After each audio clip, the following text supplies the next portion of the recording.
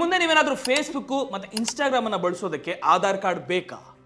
ಹಾಗಿದ್ರೆ ಏನಾದ್ರೂ ಹೊಸ ರೂಲ್ಸ್ ಬರ್ತಾ ಇದೆಯಾ? ಯಾಕೆ ಅಂತೀರಾ?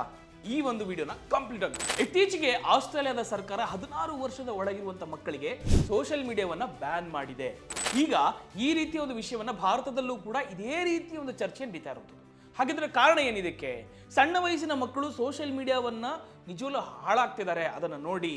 ಬಿಕಾಸ್ ಅಶ್ಲೀಲ ಕಂಟೆಂಟ್ಗಳು ಬರ್ತಾ ಇದೆ, ಅದರಿಂದ ದೂರ ಇಡಬೇಕಾಗುತ್ತೆ ಮಕ್ಕಳನ್ನ ಅನ್ನೋ ಒಂದೇ ಒಂದು ಕಾರಣಕ್ಕೆ ಸರ್ಕಾರ ಈ ರೀತಿಯ ಒಂದು ಉದ್ದೇಶವನ್ನು ತಗೊಳ್ತಾರೆ. ಹಾಗಿದ್ರೆ ಹೊಸ ನಿಯಮ ಏನು?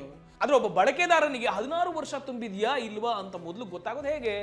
ಇದಕ್ಕಾಗಿ ಸರ್ಕಾರ ಒಂದು ಹೊಸ ಮಾಸ್ಟರ್ ಪ್ಲಾನ್ ಅನ್ನು ಮಾಡ್ತಾ ಇದೆ. ಅಂದ್ರೆ ಅದುವೇ ಆಧಾರ್ ಲಿಂಕ್.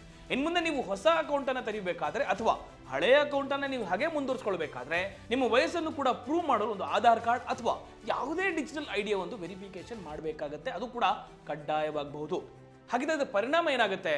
ಇದರ ಮೂಲಕ ಫೇಕ್ ಅಕೌಂಟ್ಗಳಿಗೆ ಬ್ರೇಕ್ ಹಾಕಬಹುದು, ಜೊತೆಗೆ ಮಕ್ಕಳು ಕೂಡ ಸುರಕ್ಷಿತವಾಗಿರುವಂತೆ ನೋಡ್ಕೊಳ್ಬಹುದು ಎಂಬುದು ಸರ್ಕಾರದ ಒಂದು ನಂಬಿಕೆ ಆಗಿದೆ. ಯಾಕಂದ್ರೆ ಐಡಿ ಕಾರ್ಡ್ ಕೊಡೋದ್ರಿಂದ 16 ವರ್ಷ ತುಂಬಿದೆ ಇಲ್ವಾ ಅನ್ನೋದು ಕೂಡ ಈಸಿಯಾಗಿ ಗೊತ್ತಾಗುತ್ತೆ. ಆಗ ಆ ಅಕೌಂಟ್ ಅನ್ನ ಬ್ಯಾನ್ ಮಾಡೋ ಸಾಧ್ಯತೆ ಜಾಸ್ತಿ ಇದೆ. ಈ ವಿಡಿಯೋ ನಿಮಗೆ ಇಷ್ಟವಾಗಿದ್ರೆ ಲೈಕ್ ಮಾಡೋದನ್ನ ಮರಿಬೇಡಿ. ನೀವೇ ನಮ್ಮ ಚಾನಲ್ ಸಬ್ಸ್ಕ್ರೈಬ್ ಆಗಿಲ್ವಾ?